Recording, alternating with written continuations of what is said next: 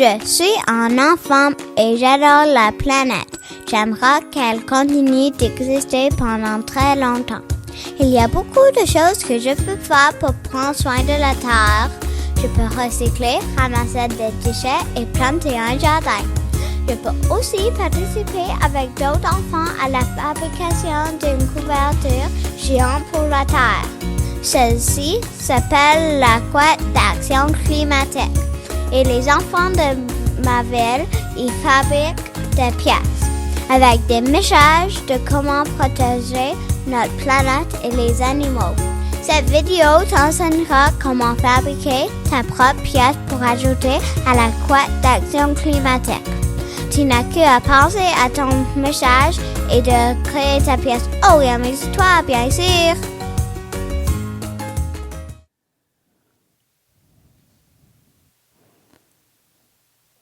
Donc, à l'intérieur, nous avons une liste de contenus indiquant ce qui se trouve dans votre trousse.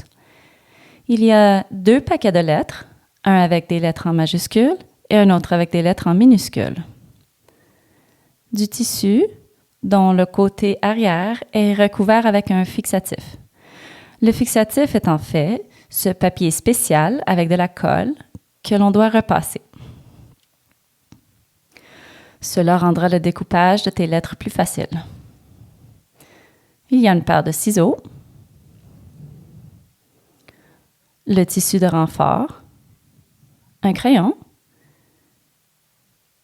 et du papier parchemin. Alors, commençons.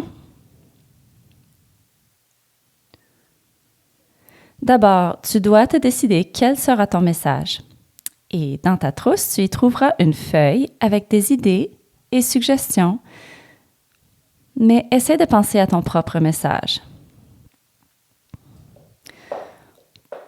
Pour cette démonstration, j'ai voulu faire quelque chose de simple. Alors, j'ai simplement choisi le mot « recycle ». Donc, je sors mes lettres du paquet.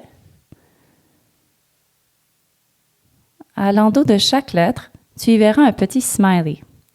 Et la raison pour laquelle il te faut le smiley est que tu dois pouvoir le voir lorsque tu traces ta lettre. J'ai déjà commencé mon mot recycle. Et j'ai une lettre ici que je dois ajouter. Je m'assure de pouvoir voir mon smiley et je fais le tour de la lettre avec mon crayon. Lorsque tu as fini toutes tes lettres, prends ta paire de ciseaux et découpe-les du mieux possible. En restant sur les lignes autant que possible, bien sûr.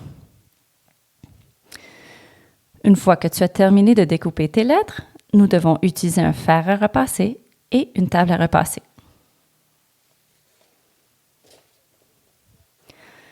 Voici un slogan que j'ai fait auparavant.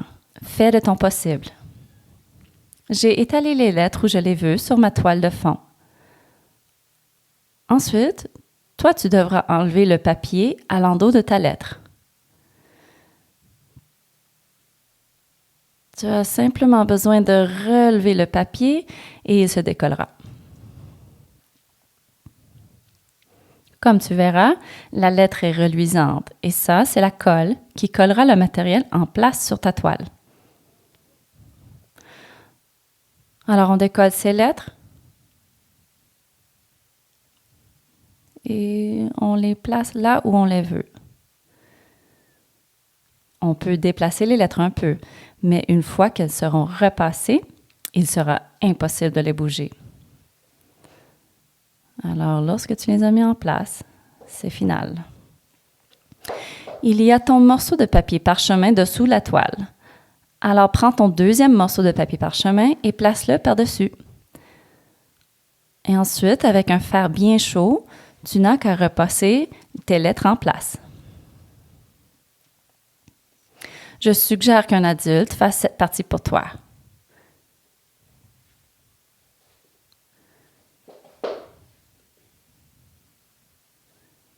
Alors, ces lettres sont maintenant bien fixées en place sur ta toile de fond.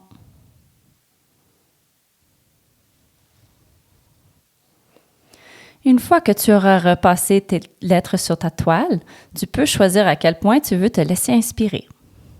Tu pourrais faire un point faufilé ou running stitch, un point feston ou un blanket stitch.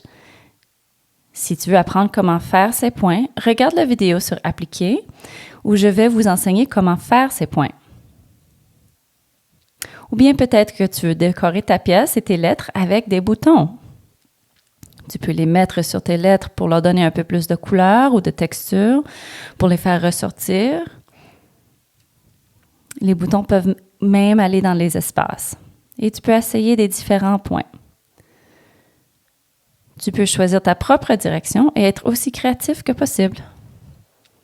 Et les grands et les petits, je sais que vous allez avoir de très belles idées.